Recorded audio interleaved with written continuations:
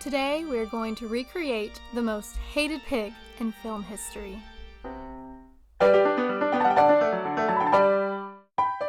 Welcome back to Amour la Petite Maison.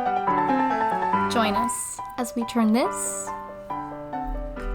into this. The Bennet house from the 2005 Pride and Prejudice film, but in 12th scale, kinda. Learn with us as we recreate the home from our favorite movie.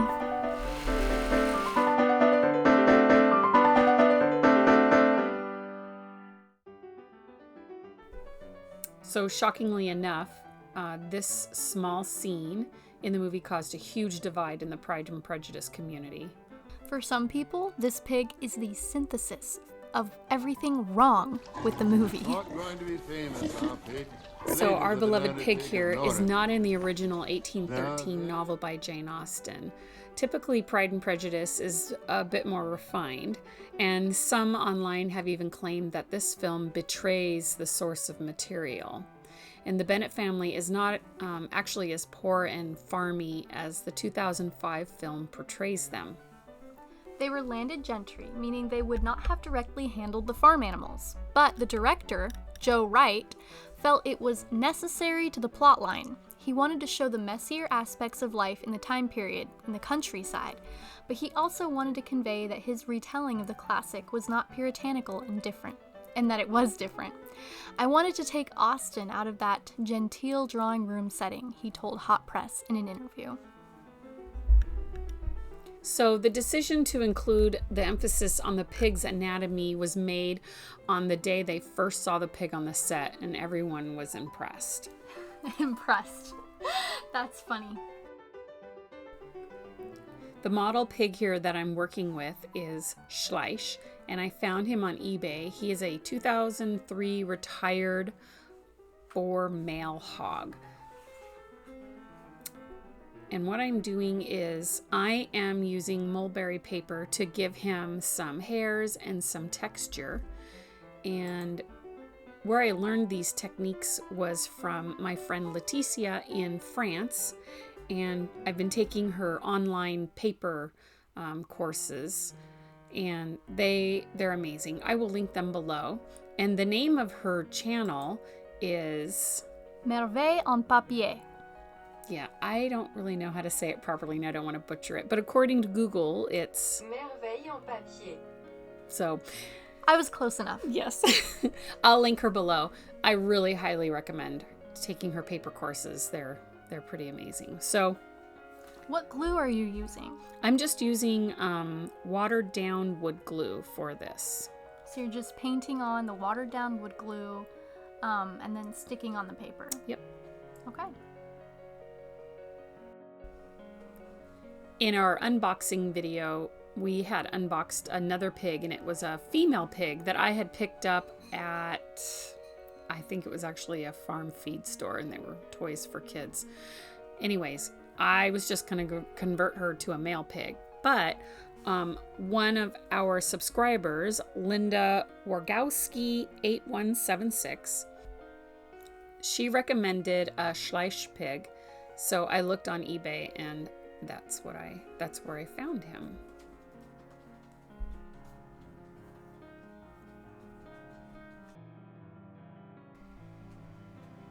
Okay, so here I'm just adding the, whoop, there we had a power outage because of the snow we were having. So anyways, I'm just adding the fur to his ears, around his nose and his mouth, and then I'm going to also add it around his little hoofs to give him texture and give him little hairs and just make him more realistic looking.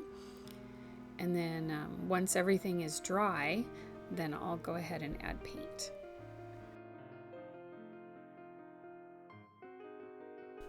It's nice to do a project that doesn't require so much detail work, and you can just have fun. You can add fur anywhere you want, paint however you want. It's not quite so much detail and precision involved. Yes, and I think one of the keys to doing any kind of like a project like this, whether you're building a dollhouse, furniture, or painting a pig, is just to relax and not take it so seriously and just have fun and enjoy yourself. That's the point, isn't it, of doing hobbies and different things, is to have fun. I think some of us forget that along the way, especially me. I've been trying to learn how to knit and do all kinds of new things lately, and every single time the instructor starts with, be relaxed, don't have stiff fingers, just go with your intuition and be creative and have fun and experiment. But we all want to make something that's perfect, and we get lost in that. We get so caught up in trying to make it exactly the same. But I like how instead of trying to completely perfectly recreate the pig, you just thought, I want to make a pig that feels like that pig, and add spots wherever I want, and fur maybe where that pig didn't exactly have fur.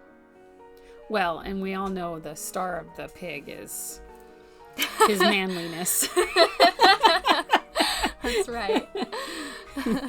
Yeah, no, it is good to just, relax when you're doing these kind of things, because I think we are our worst judges, and we see all the errors and mistakes or things that aren't quite right, when other people don't really see them and they don't care. The other thing about miniatures you made me think of is maybe individually with like up close camera shots, you can see it doesn't look perfect sometimes, but then when it's in the miniature dollhouse, it's in the room, everything comes together perfectly and it looks like an exact replica. Yes, exactly. It's like a magical effect. Yeah. So here I am painting the star of the pig. Bright pink, just acrylic paint. Just acrylic paint. You gotta have fun, right?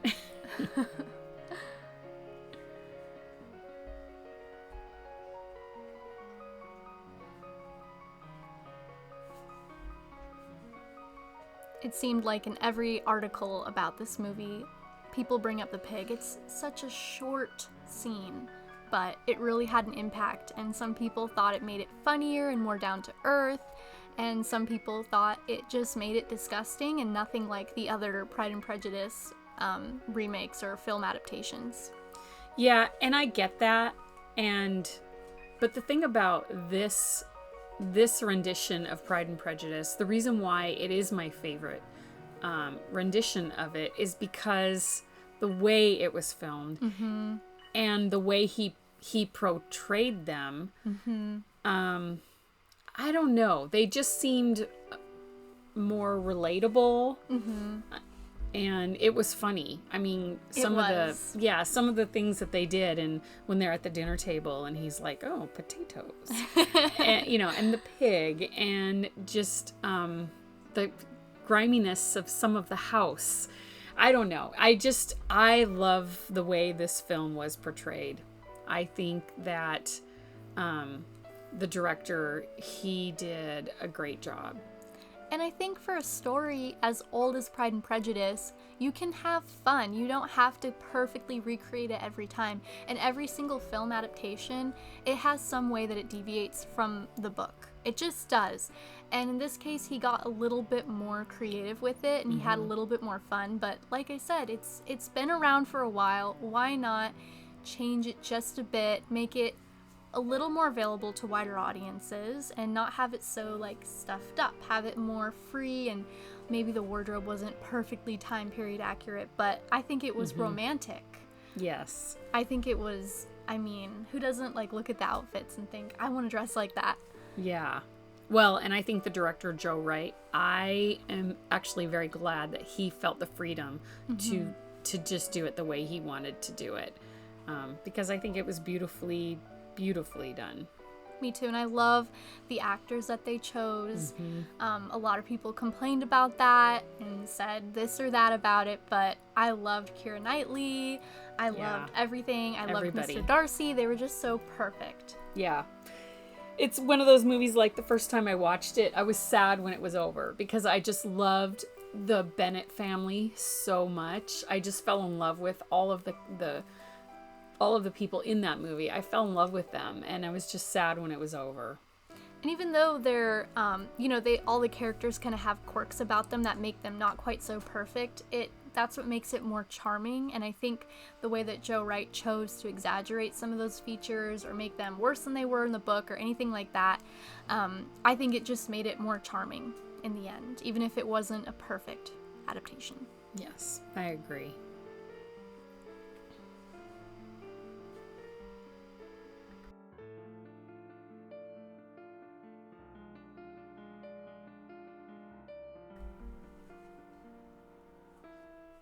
Okay, so here I just got these at, I think, Dollar Tree or Dollar General.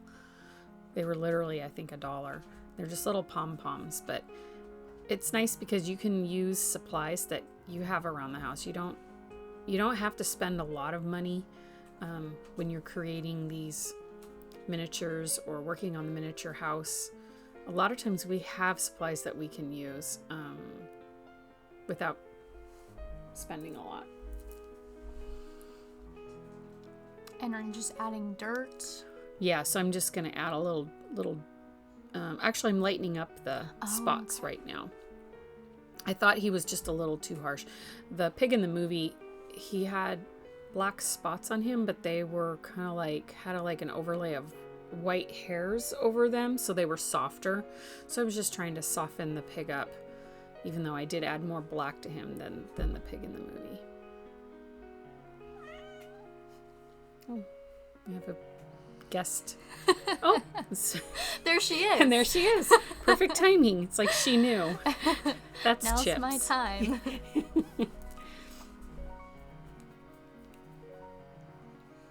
Yeah, doing voiceovers can be interesting. You never know what special guests you're going to have uninvited attending. And on top of that, it feels like you're on a stage talking to a bunch of people, but you are at home in a room with a microphone. Now you're adding the dirt. Yeah, so here I'm just adding dirt to make the pig look dirty, just to go with the griminess in the movie.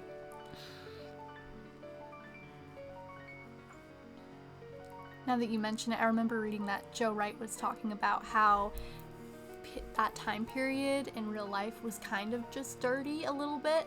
People weren't like bathing every day, and you know, there was just some dirt happening and some things like that. And so I think that he wanted to kind of enunciate that in the movie by making it grimy, even though people don't really like that or find it very appealing. I think he's trying to remind people that the time period in reality was not perfectly pristine like we want to imagine it. Yeah, it'll be interesting doing the walls inside the house because they all kind of have this used look about them. Mm-hmm. So that's going to be kind of interesting to do because there's a lot of different ways that you can have that aged look, because there's, you know, a decayed look, there's just used look, there's, you know, shabby chic look. There's a lot of different ways that you can portray you know, that look, I guess. Yes.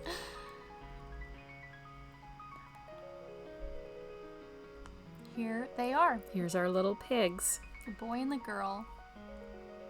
There's the pig we just painted.